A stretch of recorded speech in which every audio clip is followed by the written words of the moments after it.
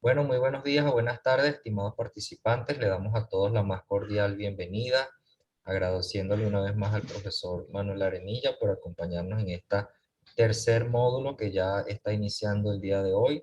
Ya pueden también acceder a la plataforma del campus virtual, que están abiertos los contenidos para que puedan de una vez comenzar a leer el material. El día de hoy queremos agradecerles también por su participación el fin de semana en el foro de discusión y en la actividad correspondiente. Ya hemos visto que han enviado sus trabajos, sin embargo, hemos extendido el plazo hasta el próximo viernes 26 para que puedan hacer el envío de a que todos aquellos que todavía no han enviado sus trabajos correspondientes. Queremos informarles también que las actividades para esta semana tienen como fecha de entrega el próximo domingo 28. Hasta el domingo 28 pueden hacer también las entregas correspondientes de este tercer módulo. Y tenemos un anuncio importante, que es que la próxima clase será el día miércoles 1 de diciembre, a la hora habitual, a las 11 de la mañana, hora de Caracas. Será la próxima clase con el profesor, no la vamos a hacer el día lunes. Repito, miércoles 1 de diciembre será la próxima clase. De todas maneras, nosotros les vamos a enviar el recordatorio respectivo para que hagan la conexión ese día. Si alguno no puede asistir, les recordamos también que las clases son grabadas y están disponibles en el campus virtual. Sin más preámbulo, y con esta información ya disponible para ustedes, le damos la palabra al profesor Manuel Arenilla. Adelante, profesor. Muchas gracias, Leonel. Bueno, pues efectivamente ya estamos en la semana tercera, estamos a la mitad de curso vencido ya y bueno, pues está siendo un placer, ¿no? Ya sé que algunos de ustedes tienen tareas acuciantes, algunos de ustedes incluso parece que tienen elecciones también la semana que viene, o esta misma semana, con lo cual efectivamente estos cursos, aunque se intenta que tengan la menor carga posible, pues a veces pues es un, en fin, es un trabajo, digamos, añadido, ¿no? Pero, bueno, hemos ampliado un poco el plazo, pero tómenselo como, digamos, no como ir retrasando cada semana, porque si no nos encontramos en enero, ¿no? Y esto siempre es un poco complicado. Bueno, estamos en la semana tercera. Antes también voy a hacer una serie de anuncios. La semana cuarta, que es la semana que viene, es una semana, son lecturas, pero el trabajo que hay que entregar es trabajo en grupo. Eso lo hará, lógicamente, la organización, la Escuela Iberoamericana de Administración Pública, lo hará Leonel Barreto, y bueno, no tienen por qué preocuparse de los grupos que se van a realizar. Es relativamente sencillo, tienen que entregar un trabajo conjuntamente, no tiene más complicación según las instrucciones que también figurarán en la plataforma. O sea que en ese sentido no hay mayor problema. También también me adelanto, aunque lo diré también la semana que viene, al trabajo final. El trabajo final es un trabajo que tiene, digamos, dos partes. Una primera parte que ustedes me tienen que enviar un esquema según los puntos que yo ya les he enviado, que ya en fin, que ya lo tiene la plataforma. Si es necesario se la abro para que la puedan ver. Está en la guía docente. Ya sé que la guía docente es o guía didáctica en este caso, pues casi nadie se la lee o la lee simplemente la ojea. Échele un vistazo más a fondo, porque realmente ahí es donde se aclaran estas cosas, ¿no? Y se ven en la guía, bueno, pues verán en la página 8 que hay que entregar la propuesta de la actividad final el día 30 de noviembre. El día 30 de noviembre, antes del 30 de noviembre, me tienen que enviar un esquema de lo que van a escribir. ¿Por qué se hace el esquema? Pues fundamentalmente porque para evitar que cada uno, digamos, se le ocurra algo, ¿no? Y muchas veces, en mi experiencia, y muchas veces también las sugerencias de los estudiantes que han cursado distintos cursos que yo he dirigido o que yo he impartido, pues muchas veces lo que piden son normas más precisas. Bueno, pues en este caso hay unas normas precisas sobre cómo realizar el trabajo final. Entonces hay un guión inicial, ustedes me lo envían, yo lo valido, instantáneamente está también en la plataforma como si fuera un ejercicio más, y automáticamente ustedes se ponen a redactar, ¿no? Yo me daré toda la prisa posible, lógicamente, y tienen que entregarlo el día 12 de diciembre. En la plataforma figuran tanto la propuesta de la actividad, en el apartado correspondiente del trabajo final, como la entrega del trabajo individual final. Aparecen las dos, con lo cual, bueno, así tienen ustedes pautas muy claras y precisas de cómo elaborar el trabajo final, para que muchas veces pues no nos despistamos o, desde luego, pues para que haya un mejor entendimiento entre ustedes y yo, ¿no? Bueno, ya con esto pues vamos a entrar en el tema. Por supuesto, quedó abierto cualquier sugerencia, comentario que me puedan realizar o cualquier duda que puedan tener sobre esa cuestión, ¿no? Bueno, vamos a ver si no me despisto. Creo que me he despistado porque tengo un pequeño lío en cuanto a cómo mostrar esto, pero bueno, a ver si lo hago. Bueno, vamos a ver. Me he despistado.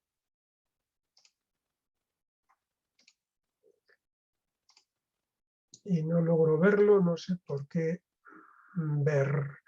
Vamos a ver dónde logro verlo otra vez todo entero. Es que lo he puesto en un formato reducido y ahora no me aparece esto.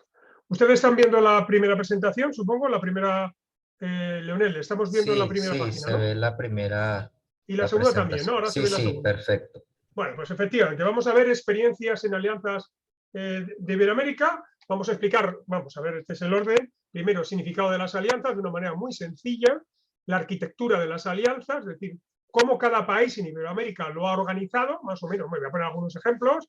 Evidentemente somos muchos países y esto pues es complicado, pero bueno, en general esto ya ha avanzado mucho y no es lo mismo explicar esto hace 4 años o 5 años, ¿no?, que explicarlo ahora. Ahora ha habido una gran homogeneización, casi todos los países tienen unas estructuras muy similares, otra cosa es el grado de implementación, ¿no?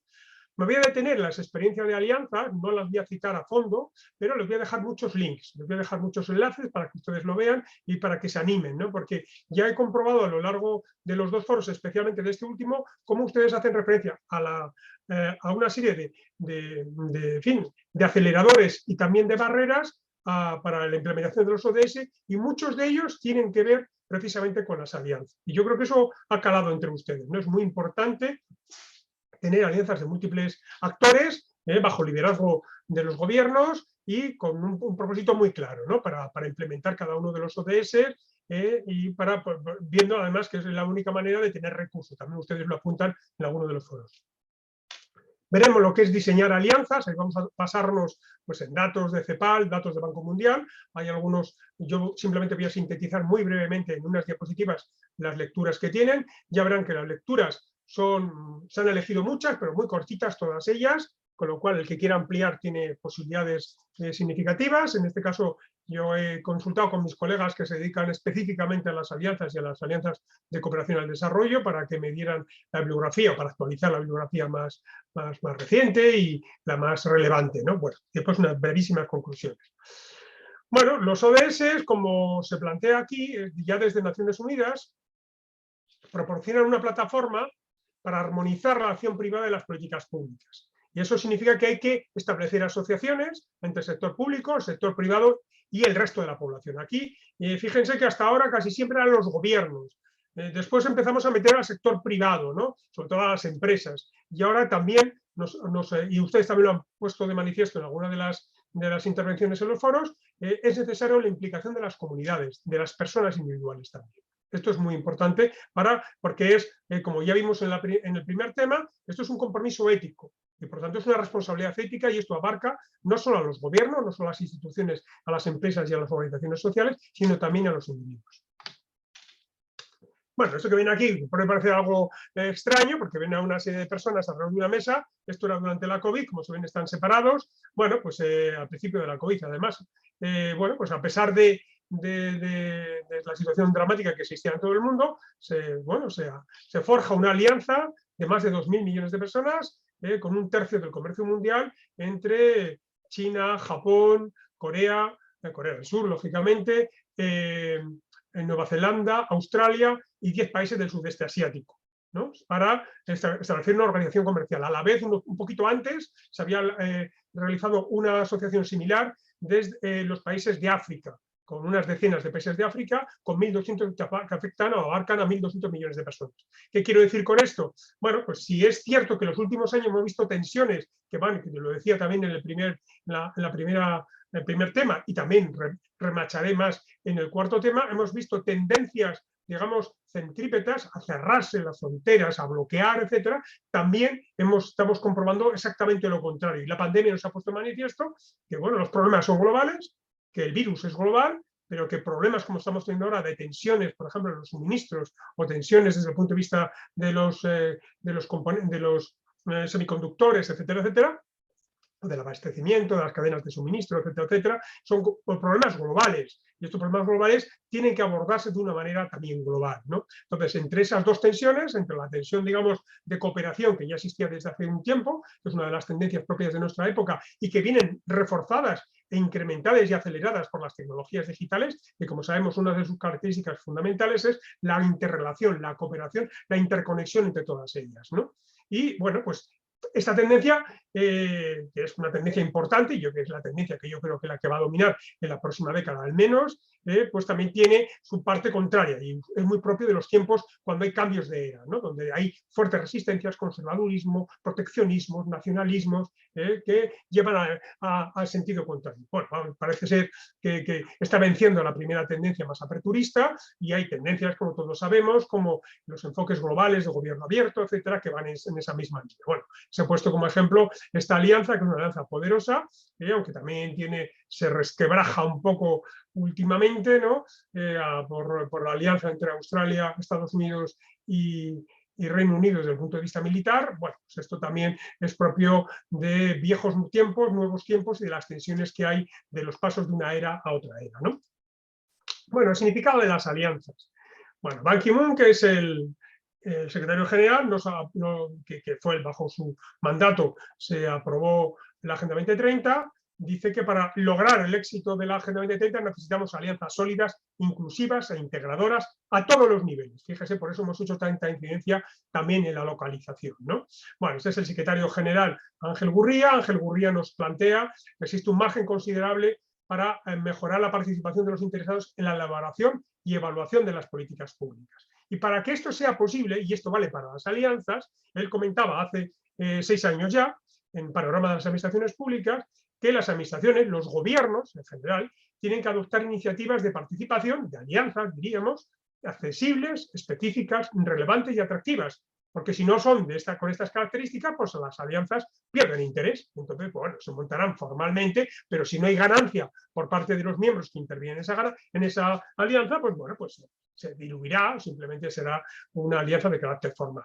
La OCDE, que viene incidiendo, como ya he señalado desde hace tiempo, nos dice que es preciso profundizar en la diversidad para que estén representados en la administración, en los gobiernos, las minorías étnicas, religiosas, raciales, los ancianos, las personas con discapacidad. ¿Con qué fin? Para evitar políticas sistemáticamente sesgadas. Esta idea es muy interesante porque nos lleva el concepto de apertura, el concepto de inclusión, el concepto de diversidad, nos lo lleva a la gestión pública, para que las decisiones no sean sistemáticamente sesgadas, porque son sesgadas si son tomadas siempre por los mismos, las mismas personas que intervienen en las fases de las decisiones y la fase de las políticas públicas.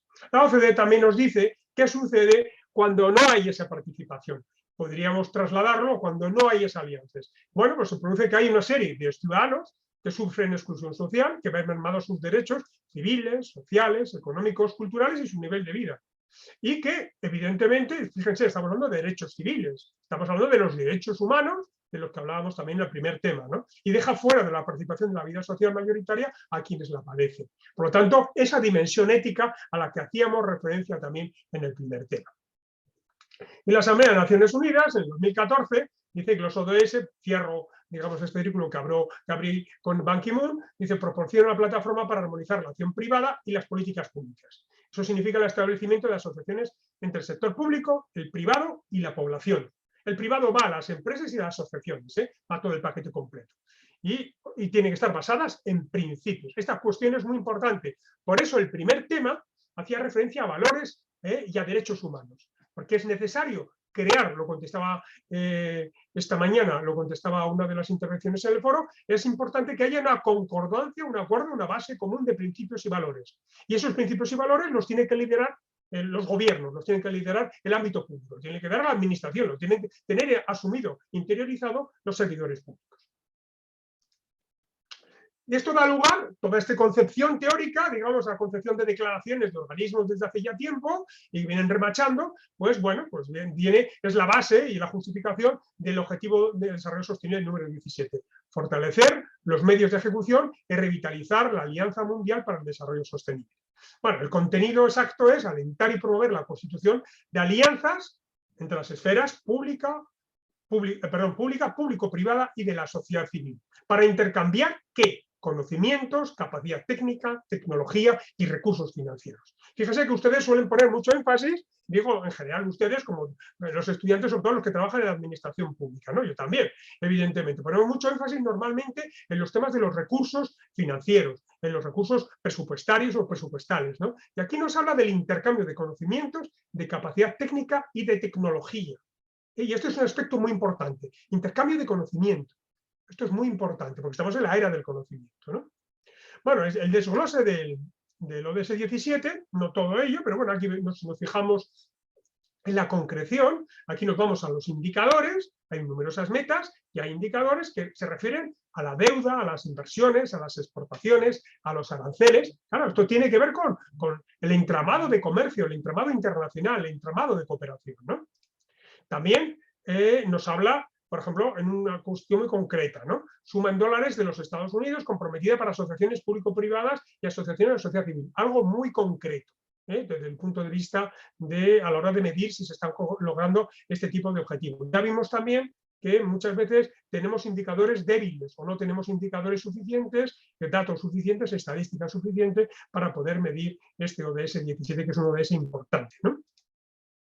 Vemos la interrelación del 17 con todos los ODS, los otros 16, y también lo que esto implica.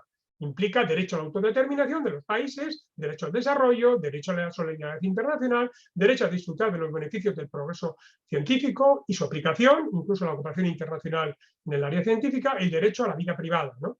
Respeto a los derechos humanos, principios éticos, recolección y uso de estadísticas. Aquí se incluyen los datos, ¿no? De los que hablábamos también como aceleradores y como elemento fundamental para poder saber si estamos avanzando y no dejamos a nadie atrás. Hay un soporte teórico de la Alianza 2030 que es anterior a la Agenda 2030, que viene a través de distintas corrientes. Bueno, fundamentalmente la nueva gobernanza pública, el gobierno holístico, y de ahí vienen conceptos que vemos en la Agenda 2030 y en los ODS, ¿no? Vemos a gobernanza, alianzas en pie de igualdad, coordinación, integración, coherencia, o vemos también la integración entre público, privado y social. Estos elementos son debatidos y escritos y argumentados por la doctrina y por la teoría científica desde hace ya unas cuantas décadas y que son soporte, por ejemplo, a la cooperación internacional, a la cooperación al desarrollo. Bueno, el concepto de alianza mundial, al que hace referencia el objetivo 17, nos habla de variedad de actores y que el Estado no es el principal responsable, sino que todos, las comunidades, las empresas, las asociaciones y los individuos, tenemos responsabilidad similar y debemos asumirla de forma autónoma dentro del ámbito de cada uno y dentro de los medios y responsabilidades de cada uno. La meta de 17-17 habla de fomentar y promover la constitución de alianzas eficaces en las esferas, como ya he señalado antes, pública, público-privada y la sociedad civil. Y apoyarse en el Pacto Mundial de las Naciones Unidas, el Global Compact. Bueno, aquí hay distintas traducciones al castellano o al español, pacto mundial, pacto global, pero bueno, pero significan lo mismo, ¿eh? En inglés parece que está más claro, Global Compact, y bueno, pues esto es ese pacto mundial con miles de organizaciones, sobre todo empresas privadas muy grandes, que se comprometen con el cumplimiento de los ODS. Y el Comité de Expertos sobre la Administración Pública del Consejo Económico y Social de Naciones Unidas recomienda trabajar con organizaciones no gubernamentales, las ONGs, con el fin de no dejar a nadie atrás. Por lo tanto, tenemos ONGs, tenemos Pacto Mundial, sobre todo grandes empresas y empresas de todo tipo, sector privado, por lo tanto, pero también tenemos a la sociedad civil y tenemos a los individuos de forma, digamos, concreta, ¿no? A cada uno de nosotros. Y el concepto de alianza también nos remite a la localización, ¿no? Vuelvo a remachar la idea que ustedes además le han dado tanta importancia en los foros, ¿no? Fortalecer las capacidades de los actores locales. en temas de diálogo, gobernanza, seguimiento, y generarle los conocimientos necesarios para poder... No vale, es decir, desde el gobierno de la nación, de los gobiernos estatales, de los gobiernos centrales, es decir, es que el nivel local no tiene la capacidad ni el conocimiento para atender estas responsabilidades que nos exige la Agenda 2030. Bueno, pues hay que otorgárselas. Esta es la realidad. No tiene más. Y ahí hay una responsabilidad muy importante por parte de los gobiernos nacionales. Es una responsabilidad, recae sobre ellos, no recae sobre los gobiernos locales. Hay que dotarles de capacidades, de recursos y de medios, y también de conocimientos. Y después hay que tener en cuenta algo muy importante. Ya hemos dicho antes que el Estado no es el principal responsable, no es el único responsable. Yo creo que sí que es el principal, no es el único responsable. Las empresas cuentan con conocimientos técnicos y específicos, las asociaciones cuentan con conocimientos técnicos y específicos sobre cómo abordar los problemas que identifica la Agenda 2030. Bueno, pues ya les he puesto en la lección anterior, en el tema anterior, las lecturas, habrán visto ustedes a través de algunos de estos informes, como el de Jesse o el de Huawei, habrán visto las enormes posibilidades de las tecnologías digitales, las enormes posibilidades que hay, los casos que hay en la región, tanto en América Latina como en España, de múltiples ejemplos en materia de grandes datos, en materia de analítica de datos, en materia de machine learning, inteligencia artificial. Hay ya numerosos de Internet de las cosas que nos van, que esos conocimientos técnicos y específicos obran mayoritariamente en las empresas, ¿no? Mayoritariamente están, y por lo tanto necesitamos esos conocimientos y esas alianzas para poder avanzar con mucha mayor efectividad en la Agenda 2030 y no dejar a nadie atrás, ¿no? Bueno, este es el Pacto Global o Pacto Mundial, esto depende de tienen los 10 principios, bueno, aquí los tienen ustedes, no los voy a leer, pero van desde la protección de los derechos humanos como principio primero, al desarrollo y difusión de las tecnologías o a la eliminación del trabajo infantil. Las empresas que se adhieren al Pacto Global, al Pacto Mundial, se comprometen con estos principios, por lo tanto, resumen, digamos, son los valores fundamentales que subyacen a la Agenda 2030, y bueno, aquí ven la interrelación de esos 10 principios con los 17 Objetivos de Desarrollo Sostenible. Hay una interacción, hay una imbricación, hay una audidumbre entre los 10 principios y los 17 ODS. Es en ese pacto mundial y por lo tanto también vemos la interrelación mucho más clara. Aquí se puede ver de una forma más detallada, ¿no? Bueno, nos podemos preguntar por qué son importantes las alianzas. Bueno, pues bueno, son alianzas porque a nivel regional, de las grandes regiones, por ejemplo, la región de América Latina y el Caribe, eso es una región, la región OCDE es otra región, con lo cual hay varios países de Latinoamérica que pertenecen a dos regiones. En fin, esta es una cuestión curiosa sobre la que habría que reflexionar mucho más de lo que se ha hecho hasta ahora, ¿no? Bueno, pues hay países, en cualquier caso, a nivel regional, compartimos experiencias. Abordamos cuestiones comunes, digamos, que nos afectan de una manera más equilibrada, de una manera más entendible que si afectan a otras regiones del mundo, ¿no? Y bueno, pues aquí se hace en el Foro Político de Alto Nivel de Naciones Unidas, pues se hace un balance sobre los progresos logrados en el plano mundial, ¿no? Y hay una pregunta, ¿en qué podemos ayudar, ¿no? ¿Qué podemos ayudar para que esto se logre, para que podamos avanzar en estas alianzas? Bueno, pues las sugerencias, y además esto ha surgido también en los debates de otros foros, de otros grupos, cuando se ha impartido también este curso, pues participar o crear un grupo en tu comunidad local. Tenga por objeto impulsar la acción para la consecución de objetivos de desarrollo sostenible. Bueno, ya hay muchísimas experiencias en la localización, como habrán visto ustedes en el tema 2, y también alentar a los gobiernos, presionar a los gobiernos para asociarse con empresas para la aplicación de los ODS. De la manera que se compartan recursos, que se compartan conocimientos, que se compartan también capacidades, ¿no? Y de carácter tecnológico o de cualquier otro tipo.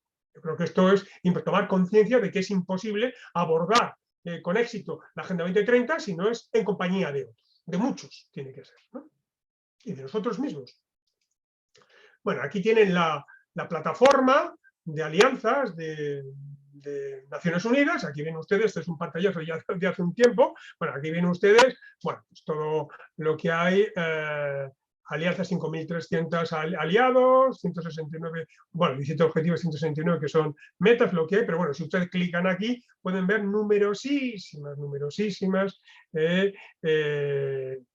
buenas prácticas, buenas experiencias, pues destacan más unos ODS que otros, pero fíjense, en el 17 aquí había en aquel momento, hoy no he hecho pantallazo, pero 1.228, ¿no? Pero ahí tenemos también en el 8, 1.196, etcétera. Bueno, ya ven ustedes, algunos de ustedes me lo han comentado en el foro, naveguen, echen un rato, para que de repente vean y que sean capaces de trasladar en su organización, a sus gobiernos, a su entorno en el que están moviéndose, que bueno, que es que hay muchas actividades ya desarrollándose a nivel mundial, ¿no?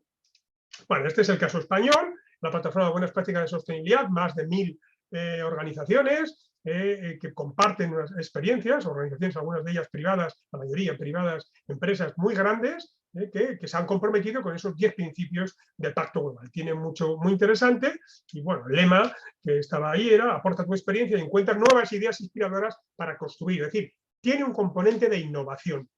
¿Vale? Cuando hablamos de la innovación en la administración y la gestión pública, este concepto de buenas experiencias, digamos, de benchmarking y de comparar lo que está haciendo en otros países, nos ayuda a innovar en nuestras organizaciones también. Esto, y por tanto, tomamos atajos, son aceleradores, también son aceleradores. Vamos a la arquitectura de alianzas. Bueno, si en una de las lecturas mías, pues aparecían las variables de institucionalidad que yo había trabajado en los informes nacionales voluntarios, bueno, y una de ellas, pues aparece las relaciones intergubernamentales, ¿no? Y dentro de ellas, pues las alianzas nacionales, regionales, globales, subnacionales, y también las alianzas entre los gobiernos y el Parlamento o el Poder Legislativo. Este aspecto es muy importante y que, aunque se ha ido desarrollando más en el último año, los últimos años, todavía queda mucho por avanzar, ¿no? Por lo tanto, esas alianzas, a veces, incluso las institucionales, que parecerían más obvias, muchas veces pues las vamos dejando y, bueno, pues también son muy importantes. Bueno, en una situación de Iberoamérica, aunque ha mejorado en los 2 últimos años, todavía, digamos, quizás habría que matizarlo a mejor, pero bueno, en general siguen siendo válidas estas características de las relaciones intergubernamentales en América Latina desde el punto de vista de la Agenda 2030, desde el punto de vista de las alianzas, ¿no? No existe de una forma generalizada una visión integral e interrelacionada de los ODS, y esto dificulta las alianzas, ¿no?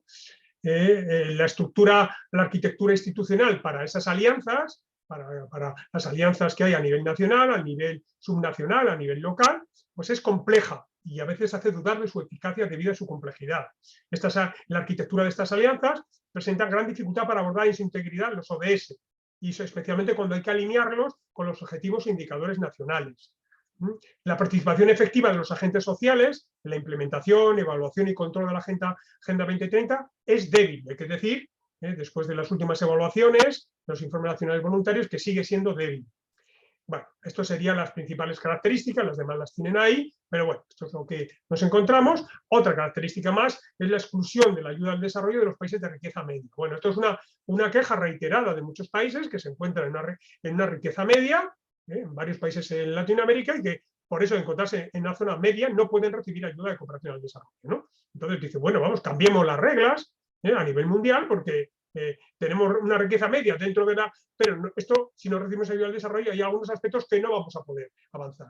Me está claro aspectos que tienen que ver, por ejemplo, con I+D, investigación y desarrollo, los aspectos que tienen que ver con los temas sanitarios o las cuestiones que tienen que ver, como hemos visto durante la pandemia, o con la digitalización, se necesita cooperación y ayuda internacional. Eso es evidente.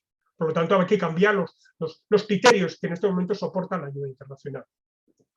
Se detecta dentro de la región latinoamericana y el Caribe escasas alianzas regionales o locales. Esto llama la atención, compartiendo una misma lengua, español mayoritariamente, pero también la portuguesa, que en fin, que lo podemos entender, semi-entender con el portuñol, ¿no? Pero bueno, llama la atención frente a otras regiones del mundo, ¿no? Hay una insuficiente conexión, como ya he señalado, entre los poderes legislativos y los ejecutivos. Débil control y seguimiento democráticos de la implementación, es decir, las asociaciones civiles, las organizaciones no gubernamentales, en fin, tienen un papel todavía débil en ese seguimiento de la implementación de los ODS. Y es necesario porque muchas veces no es simplemente control o, digamos, una presión, digamos, excesiva a los gobiernos, sino que muchas veces es compartir ese conocimiento y también asesorar. Y hemos visto que el conocimiento no es un patrimonio exclusivo, ni los recursos de los estados, ¿no? Hay dudas sobre la influencia real de la sociedad, ¿no? Hay dudas en los informes, cuando los países presentamos esos informes, bueno, pues hay unas dudas sobre la implementación, el seguimiento y el control de la Agenda 2030, si la sociedad tiene realmente un papel significativo. Bueno, como resumen, aquí también aparecen una serie de propuestas para mejorar, básicamente, colaboración privada y social, incrementar la cooperación norte-sur, sur-sur y la triangular con organismos internacionales y los regionales de cada uno de cada zona y el país correspondiente, el sur-sur de cada uno de los países y la cooperación sur-sur. Cooperación internacional, revisar esos mecanismos de cooperación internacional en materia de financiación en el sentido que les estaba señalado antes. Es necesario revisar los criterios de cooperación, de financiación de la cooperación, y establecer una participación real de las organizaciones y las instituciones públicas, ¿no? Establecer espacios donde esto no sea puramente formal, para que haya una participación efectiva desde la formulación de la política pública hasta su evaluación y control, ¿no? Bueno, ¿qué conclusión saqué del análisis de los informes nacionales voluntarios? Y lo sigo sacando. Cuando leo pues, las complejas arquitecturas institucionales que se crean en las alianzas a niveles nacionales, subnacionales, con sistemas muy complejos, incluido en mi país, ¿no? Bueno, pues que probablemente el factor que explique mejor el rendimiento de la Agenda 2030 tenga que ver más con la existencia de mecanismos ordinarios y efectivos de planificación, participación y de gestión. Es decir, es mejor tener mecanismos ya existentes y reforzar los ya existentes a crear organizaciones específicas para el cumplimiento de los ODS. Es decir, vuelvo a los principios, vuelvo a los valores, vuelvo a la orientación. Es mejor que toda la organización de un Estado, organización pública de un Estado, se imbuya de los principios de integralidad, interrelación, integración, una visión holística y compleja e interrelacionada en las políticas públicas frente a un modelo sectorial de arriba abajo, a que creemos un nuevo organismo o una serie de organismos o organizaciones para dar participación a determinados colectivos desde el punto de vista estrictamente formal. Es mejor integrarlo, asumir esos principios. Este elemento yo creo que es esencial. Yo creo que es esencial. Me costó mucho hacer aquel artículo que publiqué en el CLAD, la revista Reforma y Democracia, y en la conclusión casi la saqué al final y dije, bueno, efectivamente, bueno, es que muchas veces nos inventamos cosas cuando realmente lo que hay que hacer es reforzar y fortalecer institucionalmente lo que ya tenemos e imbuirla de una nueva orientación cultural, que es de lo que estamos hablando con la Agenda 2030 y de lo que tratamos en el tema PEI. Bueno, esto es del informe de CPI, este organismo de la sociedad civil que está en Bogotá, en Colombia. Bueno, y aquí aparecen, estos son los últimos informes nacionales que se han producido en el año 2021. Y aquí aparece, no me voy a centrar en ellos, para que vean ustedes, bueno, pues hace una referencia sobre las institucionalidades de implementación de la Agenda 2030, número de actores diferentes del gobierno central. Aquí ven distintos ejemplos. Más son los países que este año han presentado el informe nacional voluntario.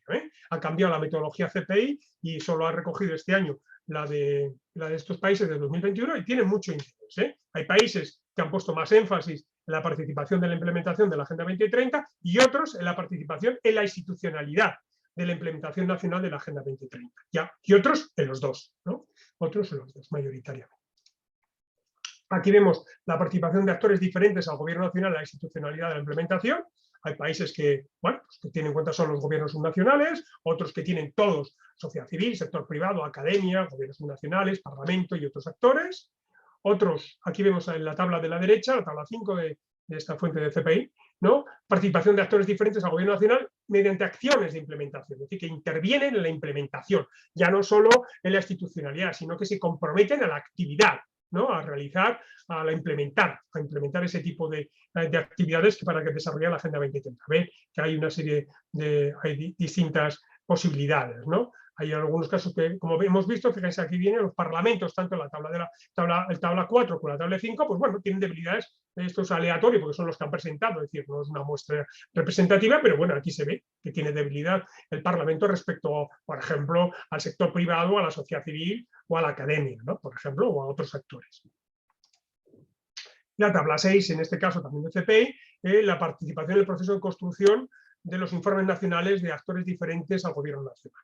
Bueno, otros informan, hay los que no informan, es que no informan sobre este aspecto, no lo contemplan dentro de su informe, pero bueno, aquí lo ven, que también es variado, donde hay quienes han intervenido, ¿no? Pues bueno, algunos intervienen, no consta, porque a veces se ha olvidado, otras veces no se ha recogido, etcétera, etcétera, ¿no? Bueno, pues aquí aparece quienes han intervenido y como ven, cuando se hacen públicos este tipo de informes, bueno, pues ya normalmente los países, y si uno vemos los primeros informes, hay países que ya van por el tercero, ¿no? Pues vemos como, bueno, la gente aprende, los gobiernos aprenden y van incorporando cada vez, pues digamos, más estos contenidos, ¿no?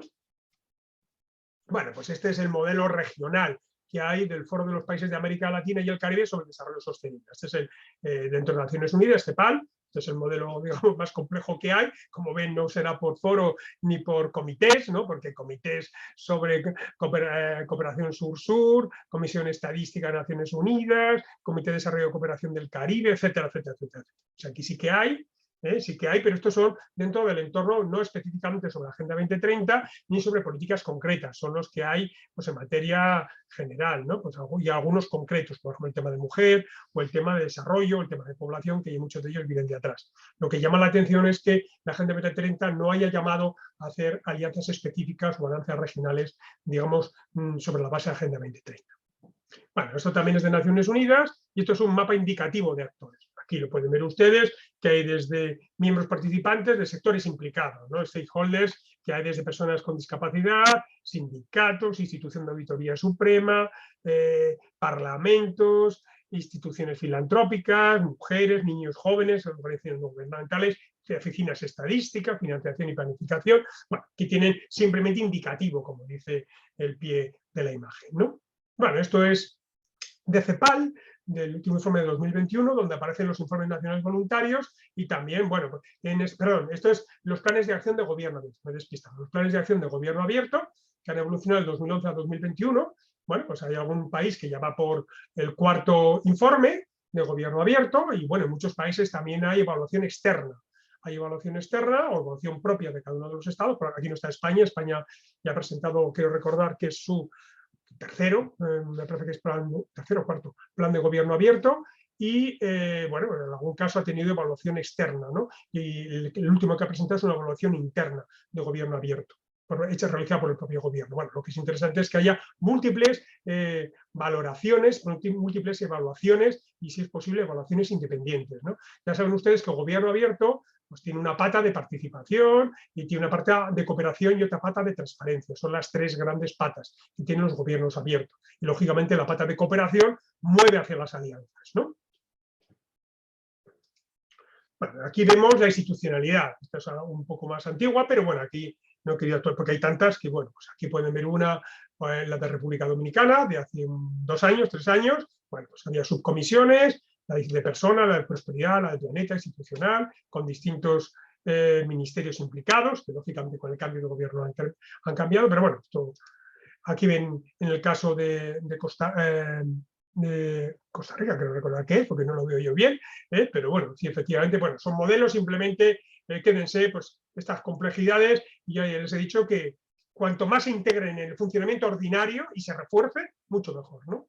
Este sería el caso español, donde aparecen, bueno, por comunidades autónomas, esto es un poco más sofisticado, por los 17 gobiernos autonómicos, ¿no? Más Ceuta y Melilla, o sea, 19 en total, y entonces aparece, bueno, pues aquí mecanismos y grupos de coordinación con entidades. Bueno, pues lo que está desarrollado es desde hace 2 años, quiero recordar, ahora prácticamente lo que está en azul está en verde y lo que está en gris está o en verde o está en azul. Es decir, que se ha avanzado bastante, pero bueno, para que vean ustedes también cómo se va avanzando también, ¿no? Grupos con entidades locales, con sector privado y academia, con, bueno, pues aquí lo pueden ver en estas 2 columnas, la segunda y la tercera, ¿no? Y en el primero, grupos de coordinación interdepartamental dentro de los gobiernos, ¿no? Pues esto, aquí lo pueden ir viendo, ¿no? Bueno, este es el ejemplo de Castilla y León, ya que tenemos además un alumno de Castilla y León en España. Bueno, pues como me tocó también dar una conferencia para este gobierno, para alumnos de este gobierno, pues bueno, pues, esta comunidad autónoma, este gobierno autonómico en el caso español, de carácter regional, bueno, pues establece mecanismos de diálogo con la sociedad civil, el sector privado y también con la academia, ¿no? Lo hace a través de órganos de representación de carácter sectorial, a través de consejos de comercio, de cooperación local, de cooperación para el desarrollo. Aquí lo que han hecho es reforzarlos y orientarlos, digamos, hacia el cumplimiento de la Agenda 2030.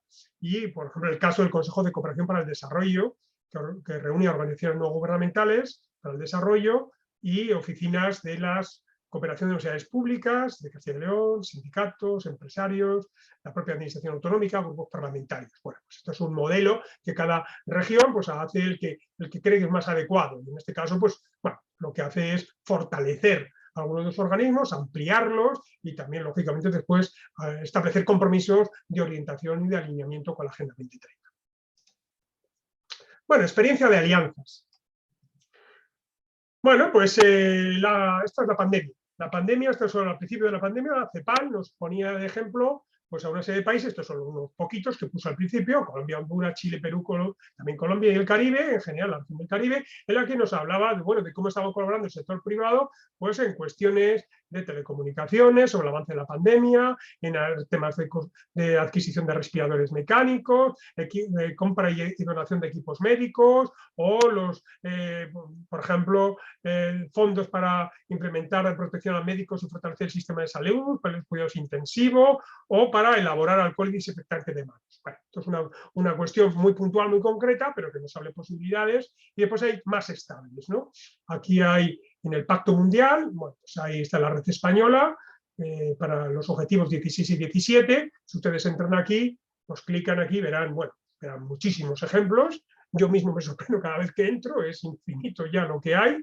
Bueno, pues aquí ven distintas materias, donde colaboran, digamos, distintos actores privados para lograr la Agenda 2030 en materias como salud mental, educando en valores, cooperaciones, comercio exterior, áreas industriales, personal investigador, sello solidario, en el caso de Manos Unidas, infraestructuras sociales, Boxes of Dreams, que es de una empresa de cartonajes que lo que hace es construir pozos de agua en Ruanda, ¿no? Bueno, muy variado, muy interesante. Realmente son alianzas en las que en este caso Boxes of Dreams es la empresa con sus proveedores, con sus stakeholders, que todos ellos elaboran un compromiso para financiar un proyecto concreto, ¿no? Muy interesante.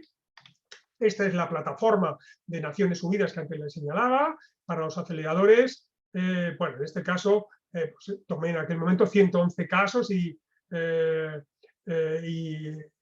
en Iberoamérica, ¿no? Por ejemplo, cuando lo miré en aquel momento. Bueno, pues aquí ven ustedes ejemplos en todo el mundo. Este es el caso de Estocolmo, donde genera un robot asesor, la cartera de inversión personal, ¿no? O los agentes de transformación social en Paraguay, para programas de voluntariado corporativo. En el caso de Cataluña, en España, la consecución de políticas públicas urbanas. O en el caso de Kenia, en África, la capacitación, ¿no? Para crear grupos y centros para iniciar equipos de base. O, por ejemplo, en Turquía, para subvenciones en efectivo para proyectos piloto, para financiar y para crear redes, ¿no? O en el caso de, en general, en todo el mundo, para políticas de desarrollo sostenible, el caso de Global Forum National SDG Advisory Bodies, ¿no? Por ejemplo. Bueno, aquí vemos la falta de datos, por ejemplo, UNITAR, que es el organismo de estadística de Naciones Unidas, bueno, pues también establece una plataforma para una solución rápida para la falta de datos, o la inclusión social de personas con discapacidad en la región árabe, ¿no? Que también es una plataforma para tratar de, digamos, de avanzar en la integración de estas personas. Recomendaciones basadas, por ejemplo, los derechos humanos para el empoderamiento jurídico, económico y tecnológico, que hay una organización de carácter mundial. Encontramos una solución parecida, por ejemplo, en iniciativas soluciones para Estado de Derecho, que también es otro proyecto, el World Justice Project, ¿no? Sobre profesionales y expertos, o la Guía para la Justicia en Argentina 2030, dentro de este paquete de Estado de Derecho o de derechos humanos, ¿no? La situación de la justicia a través de la identificación y descripción de los problemas con indicadores, propuestas de políticas, etc. El Acuerdo Regional sobre el acceso a la justicia y el empoderamiento jurídico en Latinoamérica, que es la Asociación Civil por la Igualdad y la Justicia, más de 70 organizaciones de la sociedad civil, ¿no?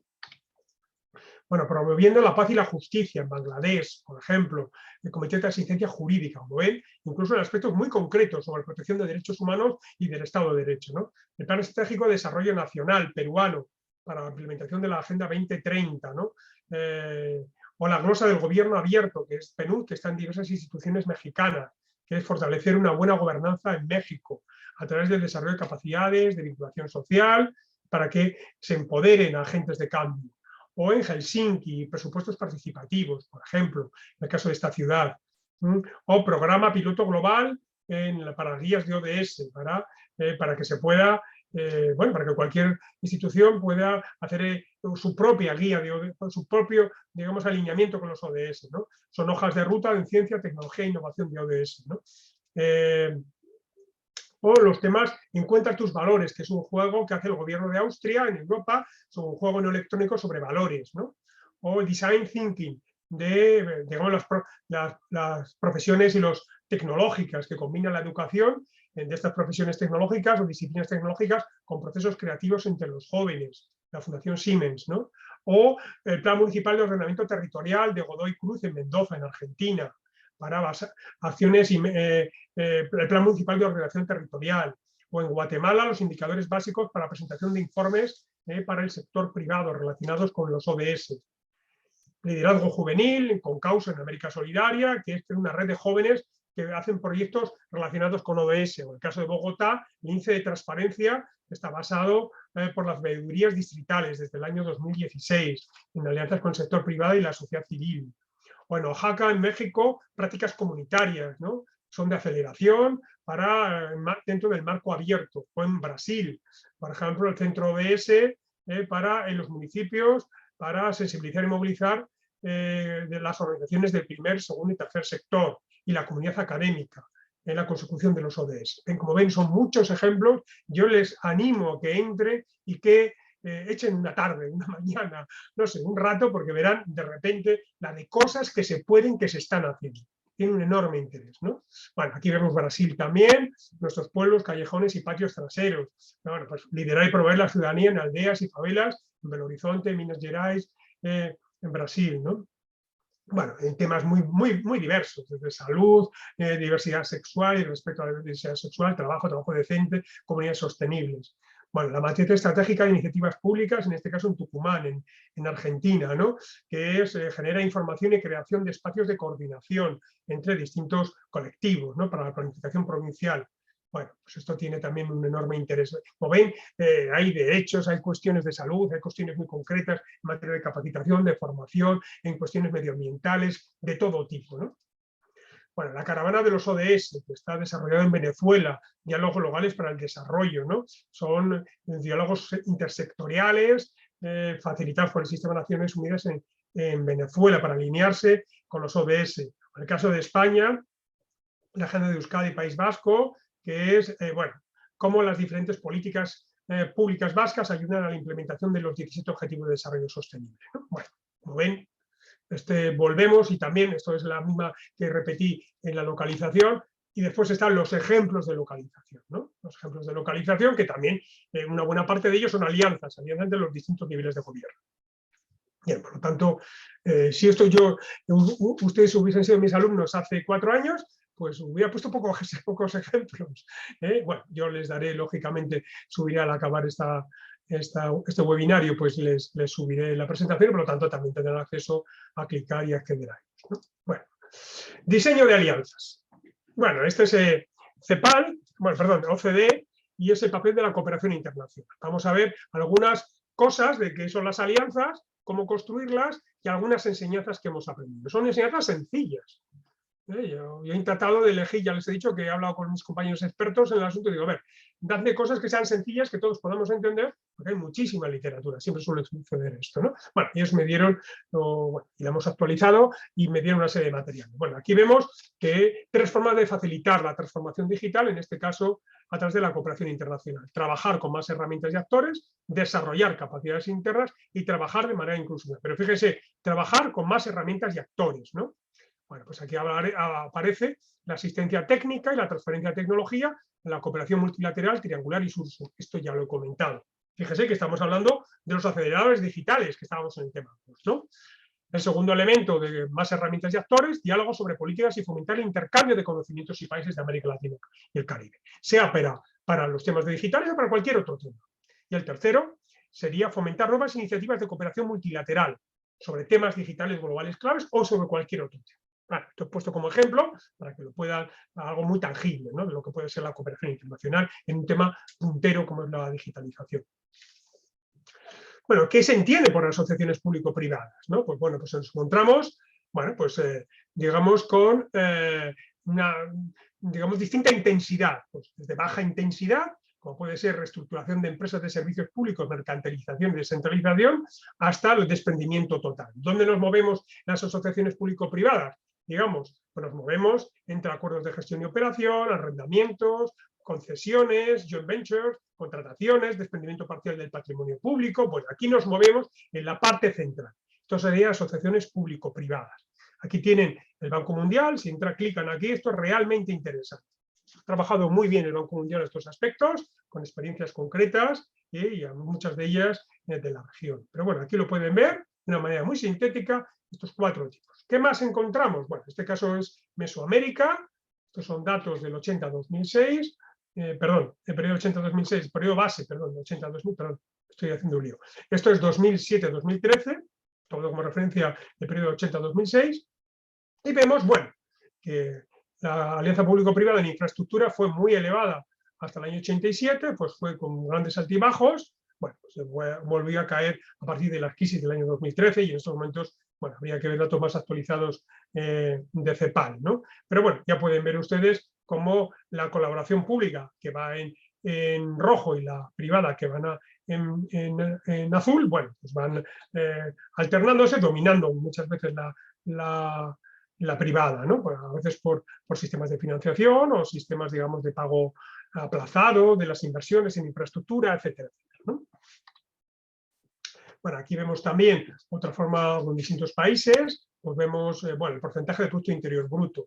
En algunos países el total es importante, lo fue importante, ¿no? Hasta el periodo 2008-2012, el 5% de Producto Interior Bruto, en Nicaragua el 6%, en Panamá el 5%, ¿no? En Colombia el 3%, Costa Rica algo más del 4%, ¿no? ¿Cuáles son las lecciones aprendidas? Bueno, ustedes tienen más textos, lógicamente, en las lecturas que les he dado. Yo aquí me he quedado con las lecciones aprendidas, estas 9 lecciones aprendidas que nos recoge CEPAL después de muchísimas experiencias en los últimos decenios. Bueno, volvemos a la primera idea, casi. Y ustedes, además, una idea que ustedes me compraron, ¿no? Rápidamente. Necesitamos un marco legal e institucional fuerte y estable y vínculo directo con las políticas públicas de infraestructura. Es decir, necesitamos instituciones fuertes para poder hacer una alianza público-privada. ¿Por qué? Porque si no dominara lo privado sobre lo público. Y, por lo tanto, los valores que deben estar incluidos en cualquier acción pública, pues se verán descompensados. Segundo, liderazgo de los organismos responsables. No basta con hacer alianzas, sino que hay que mantener un liderazgo permanente. Tercero, proceso inclusivo y representativo, basado en consensos. Hay que llegar a acuerdos y consensos, no solo con el sector privado, sino también si vamos a construir una infraestructura que atraviesa determinado territorio, hay que llegar a consensos y acuerdos con el sector implicado. Hay especialistas en esto. Yo tengo un colega que se dedica a esto, ¿no? Que se dedica a resolver los conflictos y se dedica a resolver todo lo que surge alrededor de la actuación pública en un territorio. Realización de estudios de factibilidad. Antes de optar por una de las posibilidades que les he señalado antes, hay que ver cuál es la más factible desde el punto de vista de actuación pública. Yo les voy a contar una anécdota personal. Yo en la época que era responsable de medio ambiente del gobierno de La Rioja, pues bueno, pues había que transponer, bueno, se transpuso por el Estado español la directiva comunitaria en materia de aguas residuales y bueno, había que hacer una serie de actuaciones en el territorio para depurar las aguas residuales, tanto de carácter doméstico como de carácter industrial. Y bueno, y había que construir una institución, pues se acabó creando un consorcio que sigue existiendo en estos momentos, pero se planteó en su momento la financiación, el financiamiento de esta infraestructura, que son infraestructuras costosas, que duran a lo largo de muchísimas décadas, todavía no han terminado del todo en La Rioja 20 años después, lógicamente, porque esto es permanente y además esto siempre hay que estar con el mantenimiento, etc. Y había que mantenerlo. ¿Cómo se hacía? Bueno, pues ahí estaba, digamos, la parte fundamental inicial era las infraestructuras, había que construir plantas depuradoras, había que canalizaciones, plantas impulsoras de las aguas, etcétera, etcétera, y sistemas de depuración de agua, de eliminación de los residuos, y eso había un valor de obra, un valor de infraestructura elevado, muy elevado, ¿no? Para lo que eran los presupuestos de cualquier administración pública. Entonces yo recuerdo que pedí varias opciones, pedí opciones al sector privado para que me dijeran, bueno, vamos a ver, ¿ustedes cómo me financiarían esto? ¿Cómo me lo financiarían? Nos iríamos a un modelo, voy para atrás, nos iríamos a un modelo de, no digo que de arrendamiento, sino un modelo de concesión, como un modelo de concesión, o sea, un modelo de una alianza fuerte, ¿no? Una alianza alta, de compromiso alto del sector privado. Ellos adelantan la infraestructura, ellos adelantaban la infraestructura y a cambio los ciudadanos pagaban un canon por cada metro cúbico de agua depurada, ¿no? Bueno, yo voy a hablar en términos de pesetas más o menos, la peseta ya no existe en España, pero bueno, para que vean un poco la proporción, ¿no? Bueno, pues eran 80 pesetas. lo que costaba por metro cúbico, ¿no? Aproximadamente. Bueno, pues aquello era, bueno, me parecía, y además era a un periodo muy largo, no recuerdo si eran unos 20 años. Y lógicamente eso conllevaría arrastrarlo todavía más tiempo, ¿no? Posteriormente, porque se siguen haciendo obras, infraestructuras. Bueno, yo busqué otras alternativas, y era buscar financiación en este caso de la Unión Europea, a través del propio consorcio y a través del Gobierno de La Rioja, buscando fondos, en este caso, estructurales de la Unión Europea, y bueno, lo conseguimos. Buscamos las alternativas, buscamos los estudios de factibilidad, y pasamos de 80 céntimos, perdón, de 80 pesetas el metro cúbico, pasamos a 30, porque lógicamente la infraestructura no había que pagarla, había sido financiada por fondos europeos, ¿no? Entonces, bueno, pues esto es un estudio de factibilidad. Yo creo que fue una buena decisión, que no comprometió a futuro al Gobierno de La Rioja, ni a los municipios, ni a los ciudadanos, y que permitía, pues bueno, pues tener esa infraestructura, y además permitía, digamos, podríamos decir, cebar la máquina, ¿no? Porque una vez que vas recaudando poco a poco esos ingresos debidos al canon de saneamiento, pues ibas teniendo un capital que te permitía realizar nuevas inversiones, ¿no? Porque además era finalista ese canon de saneamiento. Bueno, la quinta lección es, bueno, pues la mejor asignación de riesgos. Los riesgos tienen que ser equilibrados entre la alianza pública-privada, entre lo público y lo privado. No solo debe asumirlo lo público mediante la financiación, bueno, que era ni lo privado, o en este caso, como es el ejemplo que les he puesto, que el riesgo lo asumiera fundamentalmente lo público, y en este caso los ciudadanos que tenían que pagar el canon de saneamiento. Está claro que si había falta más infraestructura, se subía el canon de saneamiento, y había que negociar periódicamente la elevación de ese canon, ¿no? Y esto, pues, esa asignación de riesgos no estaba muy equilibrada, ¿no? Análisis técnico y financiero de los beneficios y los costos, en el sentido que se les he señalado. Había, evidentemente, un análisis financiero favorable a desprenderse. Miren, me desentiendo de la obra, la hace el sector privado, las grandes constructoras españolas, con alianzas además con algunas tecnológicas europeas, y bueno, pues yo simplemente que lo paguen los ciudadanos. Bueno, pues había que hacer ese análisis técnico-financiero. Planeación y transparencia, es necesario planificar, y tiene que ser transparente en cada momento el proceso de esa alianza pública-privada, para que se vea claramente que hay un equilibrio, que no hay una ganancia indebida por parte del sector privado. Autonomía del sector público sobre los intereses privados, deben dominar los intereses públicos sobre los privados, y debe tener una autonomía, no debe estar supeditado en una concesión mal diseñada. A futuro, pues evidentemente puede estar uno que se pilla las manos, ¿no? A futuro. Entonces, bueno, pues queda condicionado. Y por último, supervisión y control permanente de esa alianza público-privada por parte de los entes públicos, que incluya una evaluación ex post de los proyectos. Bueno, esto sería lecciones aprendidas. ¿Ven? Son muy sencillas, las tienen desarrolladas en la lectura, muy brevemente, pero muy suficientemente. Yo, mi experiencia que he tenido en el sector de infraestructuras, tanto en medio ambiente como en obra pública, en 2 periodos de mi vida, en total 6 años, ¿no? Pues bueno, pues esto a mí me sirve. Yo cuando lo leí de CEPAL dije, esto sí que tiene utilidad, ¿no? Bueno, y los pecados capitales de la alianza público-privada, es algo parecido al anterior. Bueno, proporcionar excesivas garantías gubernamentales. Es decir, que solo pierda o solo gane en lo privado o solo pierda en lo público, ¿no? No aprovechar las ventajas comparativas del mercado. Es decir, orientarse solo por un proveedor, ¿no? Bueno, pues este es el más grande o más potente, o hacer una oferta tan grande que solo puede entrar 1 o 2 proveedores, ¿no? Adjudicar concesiones con base erróneas a parámetros de licitación. Es decir, que uno, pues efectivamente, hace una propuesta de licitación, lo que se llaman en España unos pliegos, las bases de la contratación, que sean erróneas de partida, porque no lo ha diseñado bien, porque no lo ha planeado bien, porque no ha tenido en cuenta los riesgos, no ha tenido en cuenta todos los factores que intervienen, ¿no? Del punto de vista institucional, pues una administración pública, en un gobierno, pues tenga múltiples agencias, alianza pública-privada, ¿no? Entonces, pues una para obras públicas, otra para salud, otra, bueno, esto genera, bueno, pues muchas veces la incomunicación, la fragmentación, y no aprovechar una de las ventajas de las alianzas pública-privadas, que son, bueno, las economías de escala, ¿no? Bueno, pues abordar mal los conflictos de interés y disputas. Que haya, lógicamente, en toda alianza público-privada va a haber disputas, como hay en cualquier contrato público, siempre hay disputas, y hay que establecer un sistema de resolución de conflictos, pues, que sea adecuado, ¿no? Asumir que los fondos de pensiones de contribución definida proporcionan una solución mágica. Bueno, es pensar que esos fondos de pensión que tiene la banca o que tienen los fondos internacionales, de fondos de pensiones o fondos, algunos de ellos son soberanos, bueno, pues ese es el recurso que, echando mano de ellos, nos van a ayudar, porque son el fondo noruego o el fondo saudí o el fondo chino, y entonces evidentemente con eso ese es un recurso casi ilimitado. Bueno, pues eso no es así. La experiencia que hay léanla ustedes en el texto, pues verán que no es así, ¿no? Y el último pecado es asumir que las compañías de construcción y las empresas concesionarias son buenos sustitutos. Es decir, bueno, yo les encargo la obra, les hago la concesión y me desentiendo. ¿No? Esto no es un buen sustituto porque no puede sustituir al interés público, porque las compañías concesionarias y de construcción o de cualquier otro tipo tienen legítimamente sus propios intereses. Y esto hay que tenerlo en cuenta. Esto hay que tenerlo en cuenta, que no tienen por qué coincidir al 100% con los intereses. Acabo. Hoy me he dado un poquito más de prisa para a ver si podemos hablar más, ¿no? Bueno, conclusiones muy sencillitas. Las alianzas están en la esencia y el centro de la Agenda 2030. Primera idea, yo creo que ustedes lo tienen claro y así lo han puesto de manifiesto en el foro. Tiene que establecerse diversidad de actores para evitar políticas sesgadas y la exclusión social. Ningún actor ni el propio Estado tiene recursos suficientes para atender las necesidades actuales que abordamos las sociedades. Esto lo hemos visto clarísimamente durante la pandemia, ¿no? Estamos viendo todavía, desgraciadamente.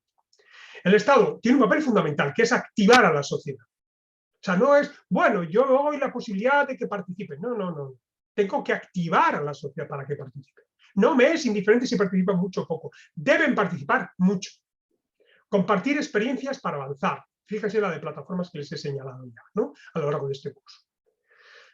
Característica de Iberoamérica: débil participación efectiva y escasas alianzas regionales o locales. Ustedes también lo han puesto de manifiesto cuando han hablado de la localización. Plataforma de alianzas de Naciones Unidas. Bueno, pues lo ven buenas prácticas. Vuelvo a insistir. Naveguen, piérdanse ahí, en las prácticas de Naciones Unidas, del impacto global, etcétera, no pacto mundial. Las alianzas público-privadas, bueno, no pueden ir contra los beneficiarios finales. Es decir, ese equilibrio entre público-privado, al final hay que decir, como en este caso que yo les he contado, ¿esto contra quién iba? Si yo llegaba a esa alianza con las constructoras, las grandes constructoras españolas, ¿no? Las grandes proveedoras de servicios medioambientales españolas, ¿no? ¿Contra quién podía ir? No que fuera a ir necesariamente, contra los beneficiarios finales, que iban a ver probablemente incrementado su canon de saneamiento progresivamente, debido a las inversiones que tenía que realizar estas empresas, ¿no? Si no había un control suficiente o si las necesidades eran crecientes y había avatares de carácter cíclico o inesperados desde el punto de vista político, ¿no? Que pueden pasar.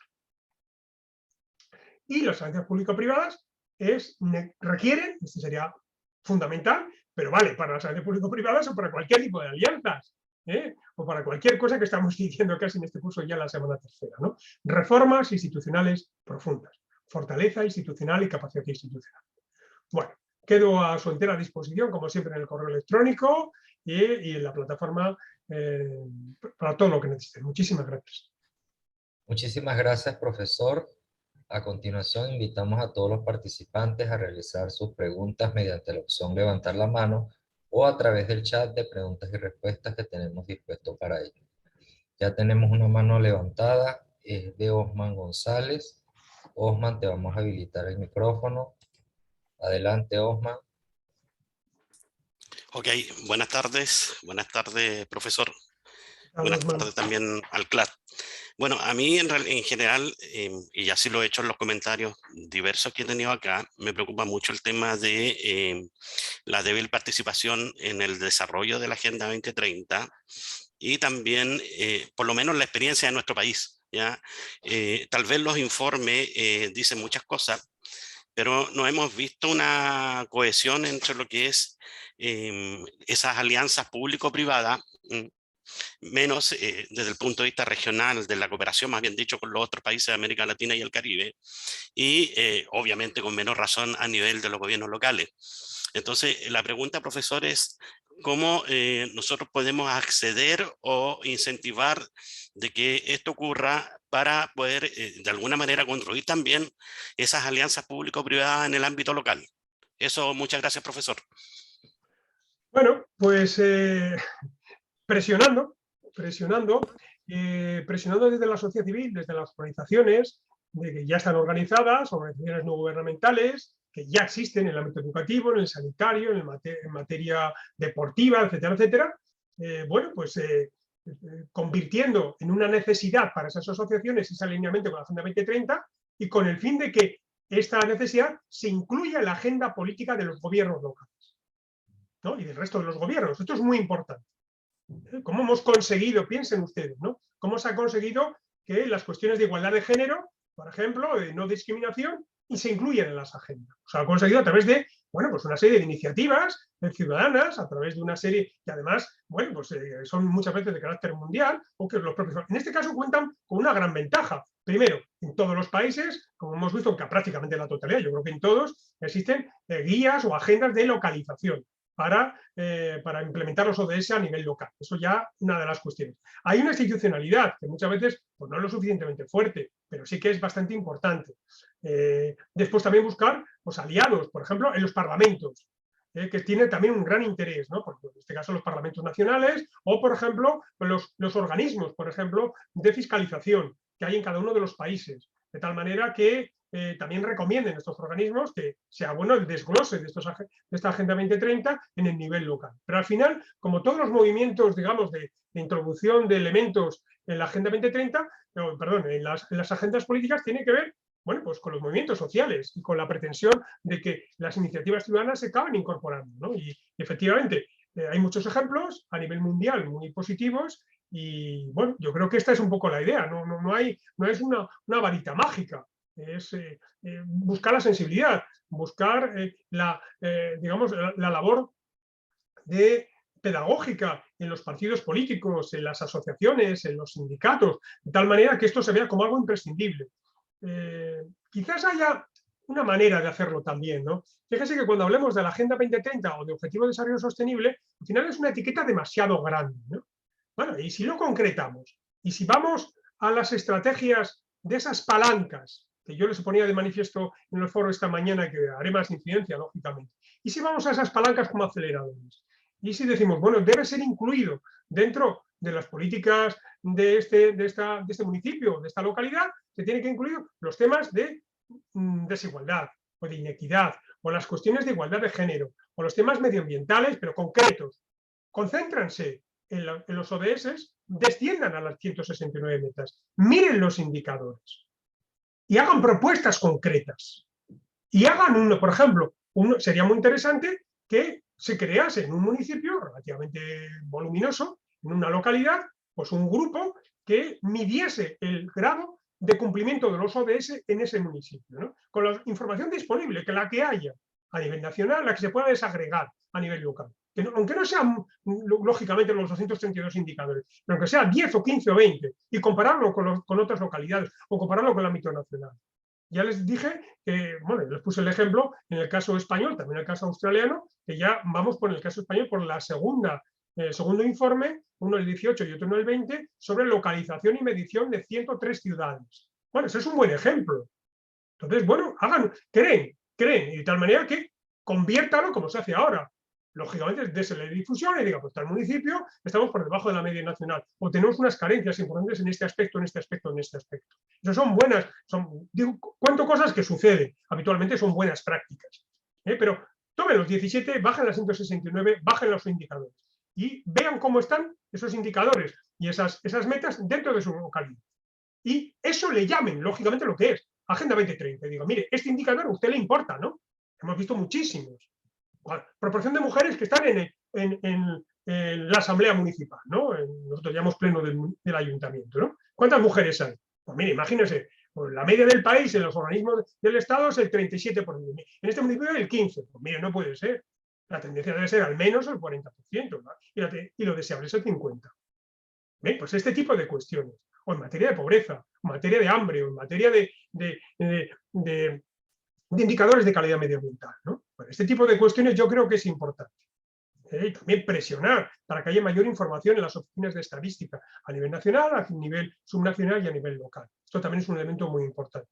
Pero hay informes muy interesantes, y los informes Luz que hay en América Latina, este de CPI, por ejemplo, hay cuestiones muy interesantes. Ver los planes que se aprueban en los municipios, las normas que se aprueban en los municipios, ver si son adecuadas, si cumplen, se alinean o no con la Agenda 2030. Y eso lo puede hacer la sociedad civil. Lo puede hacer muy bien la sociedad civil. Y lógicamente, ¿qué sucede con el tiempo? Bueno, pues que al final los gobiernos, los partidos políticos lo incorporan, como ha sucedido con cuestiones medioambientales en el mundo, con las cuestiones de género o con cuestiones, o como estamos viendo con las cuestiones de salud, ¿no? Claro, no hay una varita mágica, ¿eh?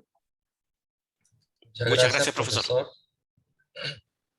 Muchas gracias, profesor. De momento no tenemos preguntas ni manos levantadas.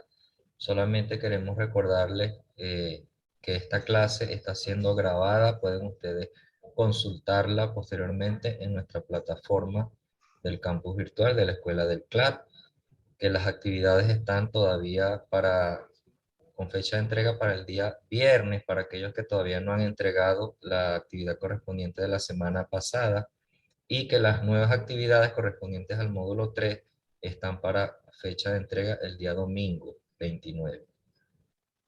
No tenemos más preguntas. Sí, bueno, en este momento Javier Sil ha levantado la mano. Adelante, Javier. Gracias, buenos días, un saludo de Guatemala. Básicamente mi pregunta es así la importancia de las alianzas estratégicas y lo que usted ha mencionado. Básicamente tenía una pregunta concreta: ¿por qué la agenda, percibo yo que voy a usar excluyó, pero no se visualiza mucho la variable pueblos? Sí, en ese caso, pues sí, he visto algunos informes donde antes sí lo incluía, y esa parte, pues sí, en el contexto de nuestro Guatemala, sí es bastante importante, ¿verdad? En ese tema. Esa sería mi primera pregunta. Tengo otra, pero luego la voy a reformular. Gracias. Entiendo, Javier, que se refiere por pueblo a, no sé, a comunidad indígena. A los pueblos, sí, a los pueblos originarios, ajá. Ajá, perfecto. Bueno, es que no se visualiza. La Agenda 2030 lo trata como una variable a introducir en cada uno de los objetivos de desarrollo sostenible a la hora de la desagregación de los datos y de la información disponible. Lo hace. Pero efectivamente, dentro de la, digamos, no hay, esto además un colega suyo, ¿no?, que es Marco Tulio, que fue el gerente de la Escuela de Instituto Nacional de Administración Pública de Guatemala durante mucho tiempo, Marco Tulio Cajas, el informe que hizo para el CLAP sobre la orientación ética de la Agenda 2030, esta cuestión la deja muy clara. Digamos, el compromiso que hay con las comunidades indígenas, con el pasado, ¿no? Esta cuestión es muy interesante. Efectivamente, no hay, dentro de las carencias, ya dije en su momento, entre las políticas estaba la cultura, que no aparece, y otra es un insuficiente énfasis, ¿no?, a las cuestiones, digamos, indígenas o de los pueblos originarios, que no están incluidas como tales, ¿no? También es cierto que, bueno, lógicamente tiene que hablar, aunque bueno, casi todo el mundo tiene pueblos originarios, ¿no? Hombre, los países de Europa no tanto, evidentemente, o por lo menos no de una forma tan relevante como en otras regiones del mundo, ¿no? Pero efectivamente, yo creo que habría que buscar, yo creo que no es suficiente, efectivamente, el incluir solo la desagregación a nivel de comunidades, ¿no?, originarias para observar cómo va afectando, ¿no? También es cierto que hay otras cartas y hay otras regulaciones dentro de Naciones Unidas que sí que protegen, ¿no?, a estos colectivos a nivel mundial, ¿no?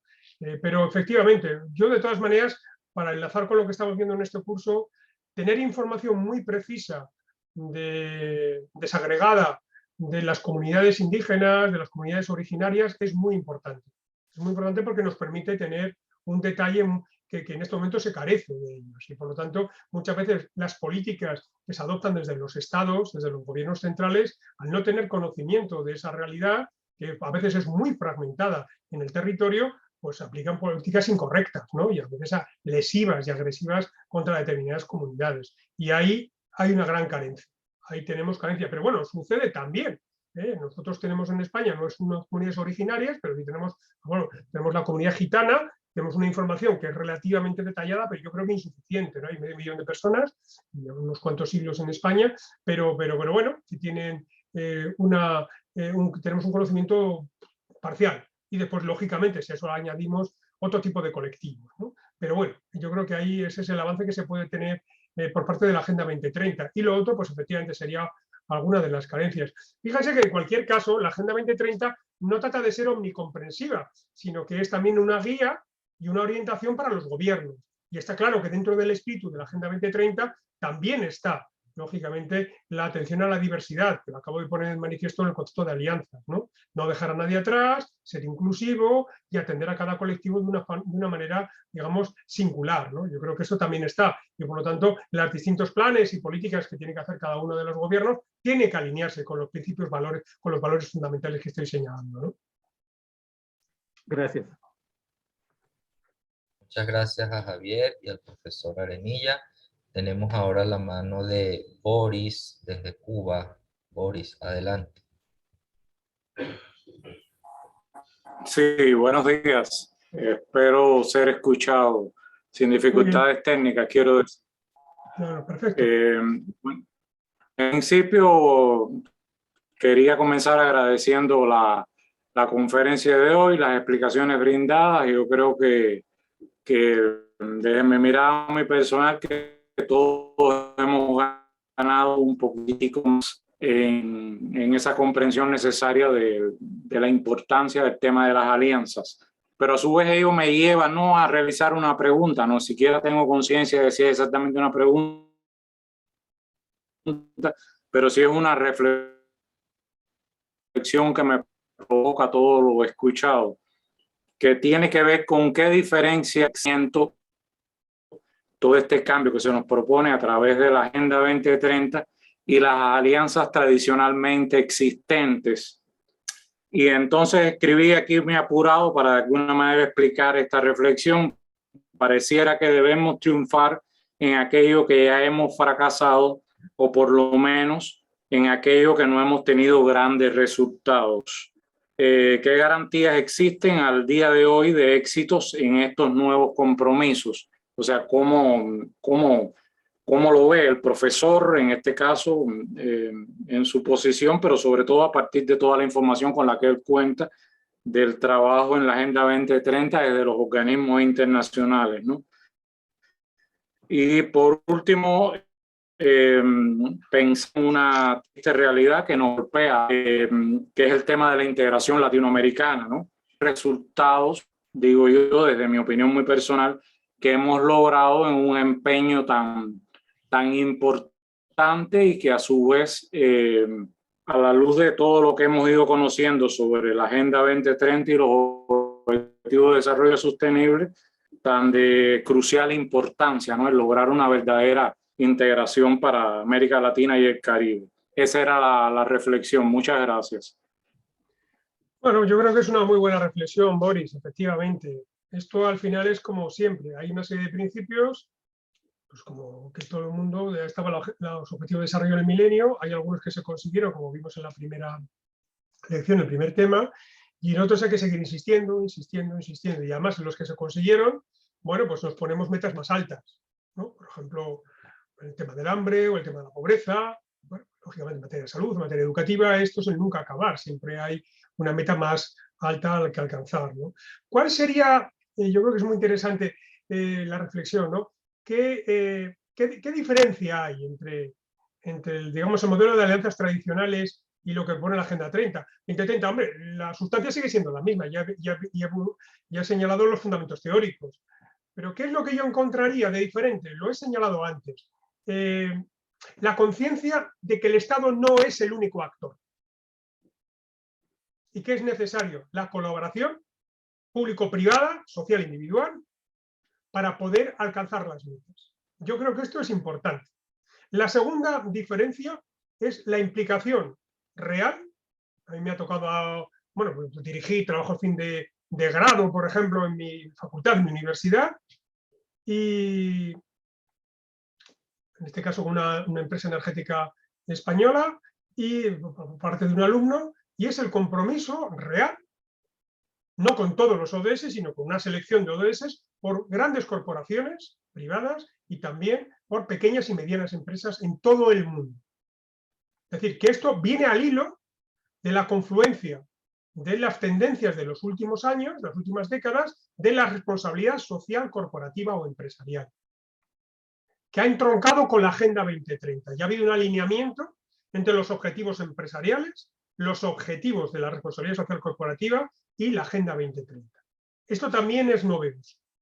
Y por lo tanto, esa integración en el cumplimiento y creación de valor social, de valor público, por parte de las empresas privadas, es en estos momentos más intenso que en el pasado.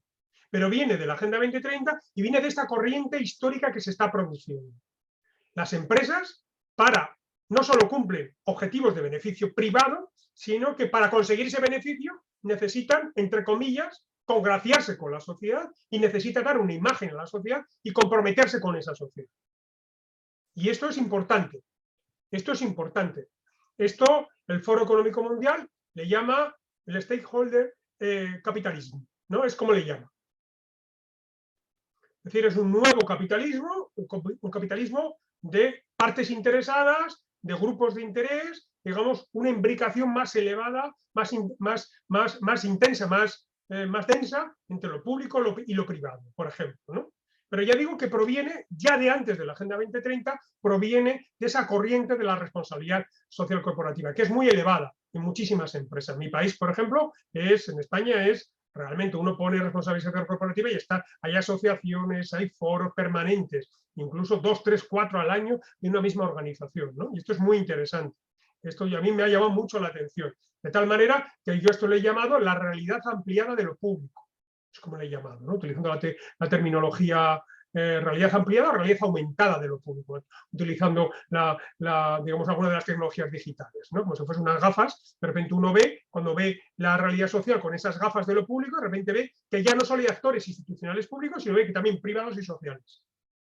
Esto también es muy importante. También vemos empresas de carácter social, cooperativas o de responsabilidad o empresas, digamos, de economía social en general, ¿no? Que en España ocupan a un porcentaje elevadísimo de la población, más del 10% de la población.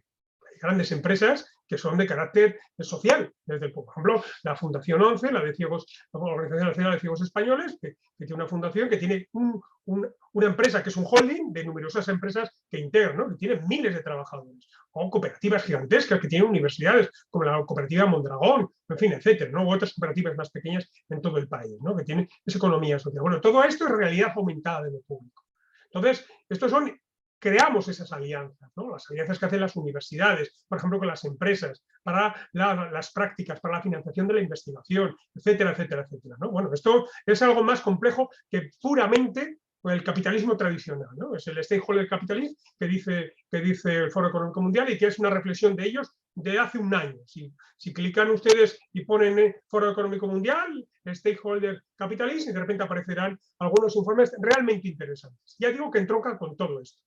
Respecto a las posibilidades, digamos, de alianzas en la región, bueno, pues yo creo que, claro, esto es como también pasa en la Unión Europea. En la Unión Europea tenemos un paraguas gigantesco que es la Unión Europea y después, bueno, hay otras alianzas, pero claro, nos movemos, en el caso, no es lo mismo, en el caso de Latinoamérica y el Caribe, ahí nos movemos con organismos ya, digamos, de la generación post-Segunda Guerra Mundial, pues los que nos del Sistema de Naciones Unidas, entre el que está CEPAL, o nos movemos con el BID, o nos movemos con la OEA, etcétera, etcétera. Y estos organismos y estos mecanismos, pues probablemente tengan o que reforzarse o que evolucionar hacia otro. El CLAD, por ejemplo, pues bueno, tienen que evolucionar probablemente a otros modelos. Desde luego sobre bases probablemente distintas y mucho más amplias y mucho más ricas. ¿Por qué? Porque ya estoy comentando, porque la realidad pública, la realidad social, no solo está en el poder de los estados, ¿no? Por lo tanto, quizás haya que establecer sistemas más complejos de interrelación. La realidad social y la digamos, y plural que hay en América Latina es riquísima. Es riquísima. Cualquiera que entre en algunos de las, en fin, como les he dicho, yo he puesto solo algunos ejemplos, pero si entran a la plataforma de alianzas de Naciones Unidas y van buscando ustedes América Latina y el Caribe, se van a encontrar con una variedad gigantesca, ¿no? Bueno, pues todas estas reflexiones, que yo creo que al hilo de lo que usted ha comentado, es de gran interés, efectivamente, pero ha habido una evolución. Lo que ha evolucionado es la relación entre público, privado y social. Y lo que ha cambiado es la propia posición del ciudadano. Eso es lo que ha cambiado en las últimas décadas. Y ahí la administración pública se encuentra también con una situación distinta a la que venía. Pero vuelvo a insistir, esto no impide, sino todo lo contrario, a que yo creo que cuando está en debate o está en cuestión o en el centro o está en juego intereses públicos o el valor público, debe liderar el ámbito público. Debe liderar el Estado, debe liderar el sector público sin ninguna duda, por varias razones. Una, porque pueden estar afectados derechos y libertades de los ciudadanos.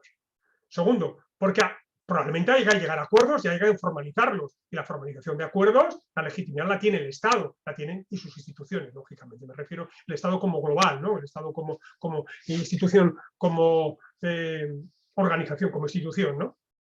Y después, bueno, porque probablemente esos acuerdos haya que extenderlos de un colectivo al conjunto de la sociedad.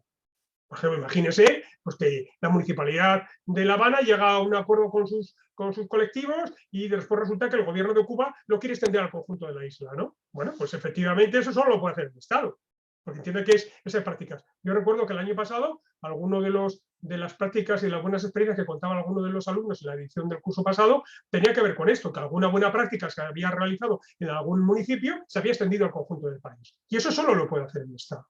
Por esas tres razones, al menos por estas tres razones, el Estado debe liderar.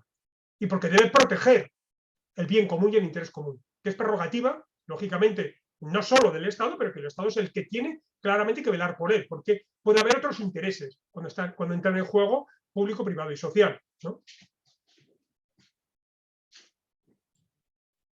Muchas gracias, profesor. Voy a leerle a continuación una pregunta que nos hace Fanny Funes.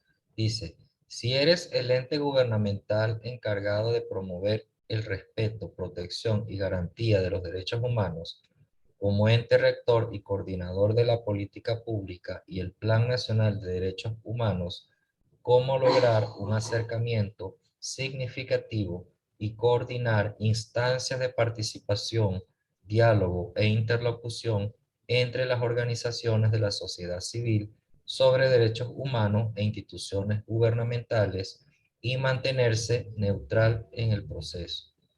Adelante, profesor. Dice acá Esther de Honduras. La hace Esther de Honduras. Adelante. Bueno, me centro en bueno, gracias por la pregunta, me centro en la parte final, neutral en el proceso. Habría que definir neutral. No creo que el Estado deba ser neutral en el proceso. No creo que deba ser neutral porque la garantía última de los derechos humanos corresponde al Estado. Otra cosa es la consecución, la forma de llevarlos a cabo, pero la garantía es claro que es un compromiso de los Estados. Los Estados son los que firman la Carta de Derechos Humanos, son los que se comprometen en las convenciones internacionales y en los distintos, digamos, mecanismos, instrumentos internacionales, ¿no? Esta sería una cuestión. La otra, a la que yo ya me he referido, tiene que ver con una frase que señalaba, a ver si la encuentro, una frase que señalaba el anterior secretario general de la OCDE, ¿no? Que señalaba lo siguiente. Cuando hablaba de participación, dice, ¿cómo? Dice, yo la repito muchas veces porque mi experiencia, yo trabajé durante 8 años, alguien dirá, bueno, va sumando años este hombre y cuántos años tiene, ¿no? Bueno, no, pasa que algunas cosas las hacía simultáneas, ¿no? Pero bueno, yo trabajé durante 8 años en temas de participación ciudadana con el Ayuntamiento de Madrid, de asesoramiento desde la universidad. Y asistí a muchísimas reuniones con organizaciones de vecinos, con órganos sectoriales, me tocó redactar o ayudar a redactar reglamentos de participación, bueno, congresos, publicaciones, etcétera, etcétera. Y cuando leí esta frase, que ya se lo he dicho a ustedes, de Ángel Gurría, el anterior secretario general de la OCDE, el mexicano Gurría, dice que las administraciones tienen que adoptar iniciativas de participación más accesibles, específicas, relevantes y atractivas. ¿Para quién? Para los llamados a participar, no para el Estado. ¿De acuerdo? Esto es muy importante. ¿Qué me encontraba yo en aquellas reuniones? Muchas veces. Bueno, por ejemplo, cuando llamábamos a participar, resulta que pues, participaba un porcentaje ínfimo. Por ejemplo, los presupuestos participativos, que había en muchas ciudades españolas, todavía lo sigue habiendo, y cuando hacían consultas ciudadanas, pues participaba el 1, el 2, el 3%. ¿Por qué? Primero, porque la gente no era accesible, no se enteraba bien. No era específico, o era general, genérico, sobre cuestiones que a ellos no le afectaban o que no lograban entender. ¿Qué es eso del presupuesto? ¿Qué es eso del presupuesto participativo? ¿Qué es a qué conduce esto? Relevante. Es una cuestión que me afecta en mi día a día, en mi vida personal, en mi mejora real de la vida mía y de los míos, y es atractivo, está presentado de una forma que yo entienda, que yo me adhiera a ella, que sea un lenguaje que yo entienda, en el que yo pueda participar realmente, que no ya de entrada, por la forma en la que se me presenta, me rechace, ¿no? Bueno, pues esta es mi experiencia, yo por eso lo repito muchas veces. Entonces lo que usted plantea es cómo hacerlo. Bueno, primero, hacer, si la iniciativa que se va a llevar a cabo cumple con estos requisitos. Cumple con estos requisitos. Después, en fin, y esto es algo más delicado, si el conjunto general, la marca, y este es un tema ya de los especialistas en comunicación pública política, ¿no? Si la marca de la institución que llama a participar es congruente con el proyecto que se ofrece de participación. Me explico, si resulta que yo digo, participen ustedes en esta iniciativa de derechos humanos, y resulta que yo en mi propio comportamiento diario no los respeto, pues no seré atractivo. No seré atractivo. No soy, ni seré percibido como accesible. Esta cuestión es bastante importante. Esta cuestión es bastante importante. ¿Por qué? Porque fíjense, en la primera lección, el primer tema, yo hacía muchísimo hincapié, no se puede hacer a todos los temas, lógicamente, tanto detalle de intensidad en cuanto a la dedicación en este curso, pero hablaba de la desconfianza de los ciudadanos, del alejamiento, de la distancia que tienen los ciudadanos respecto a la administración pública. Y esta distancia y este alejamiento pues viene motivado por muchas cuestiones, pero vamos a centrarlo en esto que he dicho antes de la marca, ¿no? Porque la marca que tienen las administraciones públicas es una marca poco atractiva, es una marca distante, es una marca no comprometida, es una marca que desconfía de los ciudadanos, es una marca corrupta, o es una marca ineficiente, es una marca ineficaz, es una marca que no cumple con las propias leyes que aprueba. Y entonces, claro, cuando uno dice, yo ahora les llamo a ustedes para que participen, digo, oiga, mire, yo con esta marca no entro en esta tienda, yo no compro esta marca. Entonces, esta es una cuestión muy importante. Esta es una cuestión muy importante. Es decir, una iniciativa como la que usted plantea de fortalecimiento del tejido social para el cumplimiento de los derechos, el cumplimiento efectivo de los derechos humanos, requiere en toda la organización un replanteamiento profundo y alineamiento de su actuación y principios con esos derechos humanos. Si no, es muy complicado. Si no, no voy a suscitar confianza. Yo este tema lo trabajo con bastante detalle. Bueno, en una de las lecturas, que era un borrador realmente, lo he trabajado ya desde hace muchos años, hace 20 años, y en el próximo libro que publico en unos días, en unas semanas, espero, me han dicho que antes de Navidades, lo tengo para regalo de Navidades, en el Instituto Nacional de Administración Pública Español, ¿no? Toco esta cuestión en los términos que se los he señalado. Esto es muy importante. Si no, no es creíble, ¿eh? Muchas gracias, profesor. A continuación, vamos a darle la palabra a Ana Leiva. Adelante, Ana, te escuchamos.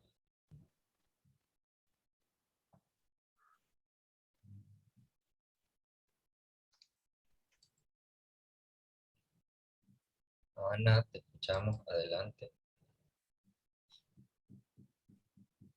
Sí, Ana. Ana, debes activar el micrófono.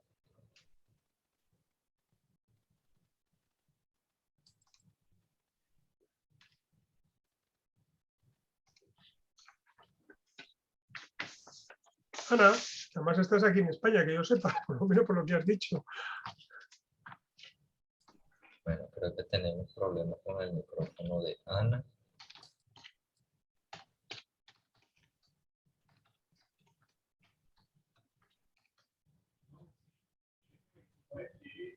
Sí, cualquier cosa, Ana, puedes dejar tu pregunta por escrito.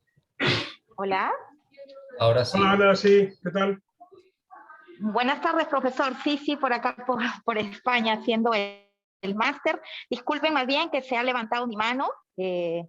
no fue voluntario, se levantó involuntariamente mi mano, pero bueno, habrá sido motivo para saludarlo, profesor, saludar también a todos mis compañeros del curso y bueno, agradecerle también por toda la charla y la capacitación que nos ha dado hoy día y ya trabajaremos y estaremos brindando nuestros aportes en el camino. Muy bien, Ana, muchas gracias. Gracias a usted, profesor. Gracias.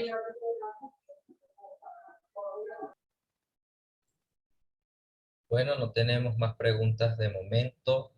Profesor, si quiere dar algunas palabras para cerrar la clase del día de hoy. Nada, ninguna en especial, simplemente pues recordatorios, ¿no?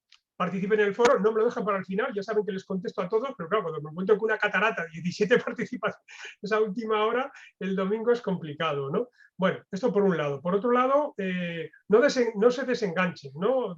Hemos ampliado un poquito el plazo todavía quedan unos cuantos, bueno, pues que lo vayan enviando, no sé si diga, bueno, como no, se ha cerrado el plazo ya no puedo seguir, no, esto no es tan drástico, ¿no? Esto no hay ningún problema.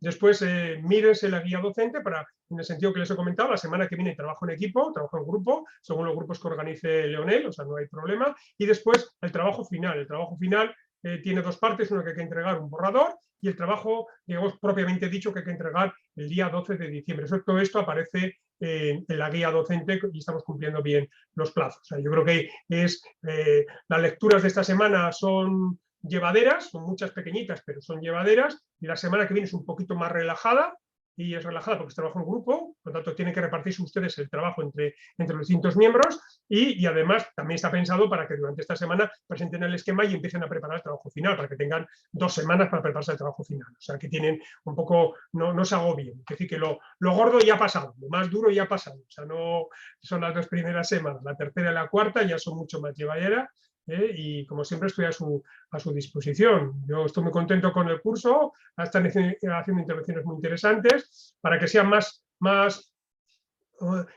profundas, pues léanse los textos, no corran para escribir rápidamente ni lo dejen para el final, sino que léanse primero los textos y participen, escriban o léanse un texto y introduzcan un comentario en el foro, ¿no? Pero sobre la base, ya verán, porque a veces me ha tocado decirles, hombre, usted está escribiendo sobre lo que tiene en la cabeza. Si se hubiera leído la lectura, pues hubiera planteado ese tema de otra manera distinta, ¿no? En eso se trata de que lo que tenemos al principio del curso y lo que tenemos al final de conocimiento sea distinto, sea mejor, ¿no? Esto es lo que pretendemos todos.